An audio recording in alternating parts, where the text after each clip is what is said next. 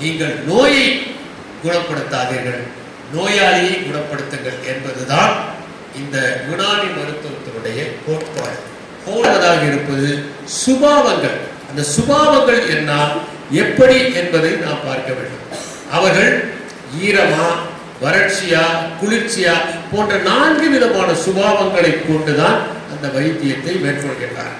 எப்போதுமே நாம் சொல்வது, உணவை நாம் முறையாக அருந்தினால் பல உபாதைகளை குறைத்து விட முடியும்.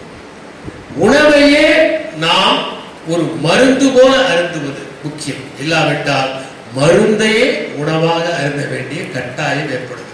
எனவே முக்கியமான கோட்பாடு என்னவென்றால், இது மூலிகை மருந்தை அடிப்படையாக கொண்டிருக்கிறது. முதலில் இதனுடைய அடிப்படைகளை நீங்கள் தெரிந்து கொள்ளுங்கள். அடிப்படை என்றால் மிசாஜ் என்றால் என்ன என்று தெரிந்து கொள்ள வேண்டும். எந்த